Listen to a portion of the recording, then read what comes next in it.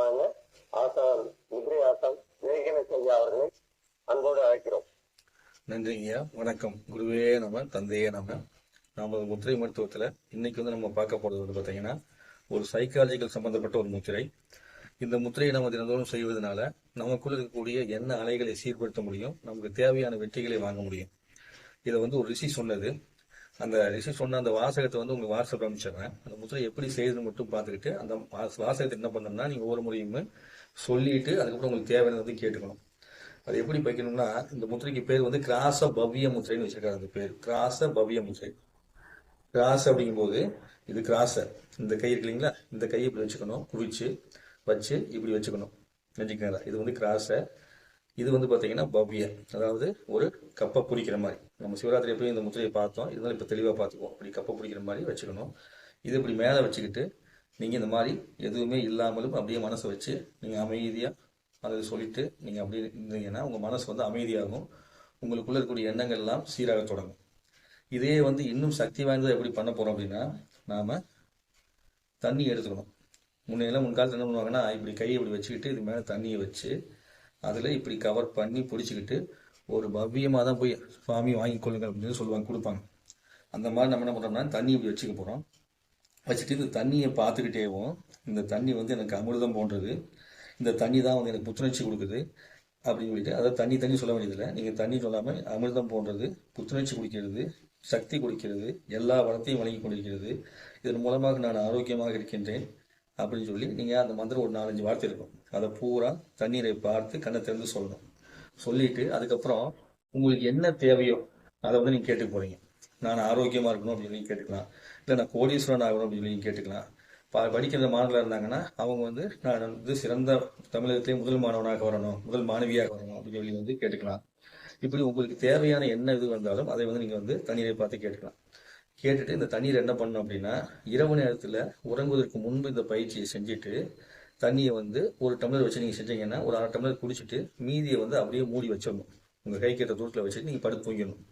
தூங்கிட்டு காலையில் எழுந்திரிச்ச உடனே நம்ம ஆல்ஃபா நிலையில் இருக்க முடியாது, மனசு அமைதியாக இருக்க முடியாது, அந்த நிலையில் அந்த தண்ணீரை பருகணும்.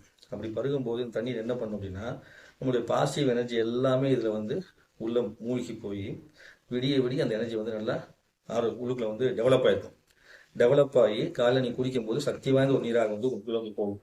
இரவுலேயே நீங்கள் கொஞ்சம் தண்ணீர் குடிச்சிடுறீங்க இல்லையா, குடிச்ச உடனேவும் அந்த நீரும் உங்களுக்குள்ள இருந்து பாசிட்டிவ் எனர்ஜி கொடுத்துக்கிட்டே இருக்கும். அப்போ ரெண்டும் சேரும்போது கொஞ்ச காலத்தில் கழிச்சு பார்த்தீங்கன்னா நீங்கள் நினைக்கக்கூடிய நல்ல விஷயம் நடக்கக்கூடிய தன்மை உங்களுக்கு கிடைச்சிடும். எப்போதுமே ஆரோக்கிய தன்மையோடையும் செல்வ வளத்தோடையும் வாழ்வதற்கான ஒரு சிறந்த பயிற்சி தான் இந்த கிராச பவ்ய முத்திரை அப்படிங்கிறது. இந்த கிராச பவ்ய முத்திரையை பகலில் செய்யக்கூடாதா, தாராளமாக செய்யலாம். அப்போ நீங்கள் தண்ணீர் இது பண்ணிக்கலாம். ஒவ்வொரு முறையும் கூட நீங்கள் தண்ணீர் எடுத்து வச்சுட்டு ஒரு வாட்டிக்கான தண்ணீரை நீங்கள் இப்படி பார்த்துட்டு நீங்கள் தண்ணியை பார்த்து சொல்லிட்டு அப்புறமா தண்ணீரை நீங்கள் படுற மாதிரி பண்ணிக்கலாம். அதை நான் உங்களுக்கு வாட்ஸ்அப்பில் நான் அனுப்பிச்சு வைக்கிறேன் என்ன வாசகம் சொல்லி. எப்படி பண்ணோம்னா, இந்த கையை இடது கையை இப்படி கூச்சி வச்சுக்கணும். அந்த தண்ணியை உங்களுக்கு வாட்ஸ்அப்பில் அனுப்புகிறேன், சொன்னோம்னா டக்குன்னு வராதுங்க. இதை இப்படி கூச்சி வச்சுக்கணும். கூச்சி வச்சுட்டு அதுக்கப்புறமா அதை கை மேலே வச்சுக்கிறோம். இந்த இதை இப்படி பிடிச்சிக்கிறோம். பிடிச்சிக்கிட்டு நம்ம என்ன பண்ணுறோம்னா தண்ணீரை பார்த்து நம்ம நமக்கு தேவையானதை சொல்கிறோம்.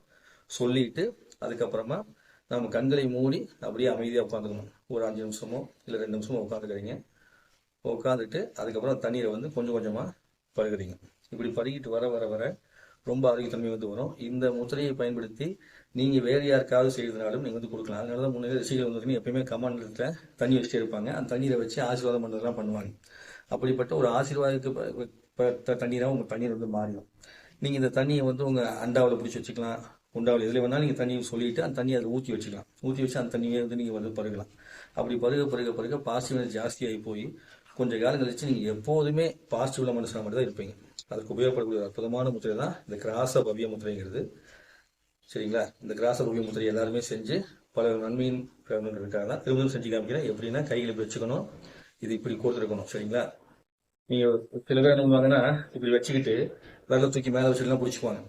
அப்போ என்ன ஆகும், வேலையெல்லாம் செய்யும், ஆனால் அந்த முத்திரையோடு சேர்ந்து சக்தி நிலைப்பாட வேலை செய்யாது. அதனால கொஞ்சம் இப்படி வச்சுட்டு இந்த வேலையெல்லாம் டிஸ்டர்ப் இல்லாமல் பிடிச்சிக்கங்க. பிடிச்சிக்கிட்டு நீங்கள் அப்படி பண்ணுங்க. சரிங்களா? செய்யும்போது நல்லா வளமும் நலமும் பெற முடியும்.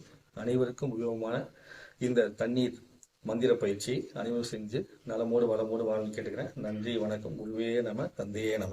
இப்போ நான் உங்களுக்கு குறிப்பில் அனுப்பிச்சிருவேன் அந்த இதை டெக்ஸ்ட்டை நீங்கள் அதை பார்த்து பயிற்சி பண்ணிக்கலாம். நன்றி. வேணுமா வேணும். நன்றிங்க. மகிழ்ச்சி, மிக்க நன்றி. சிறப்பான முதிரை பயிற்சி வழங்கிய ஆசான் நெடுகிற செய்ய அவர்களுக்கு மனமார்ந்த நன்றி. நன்றிங்க.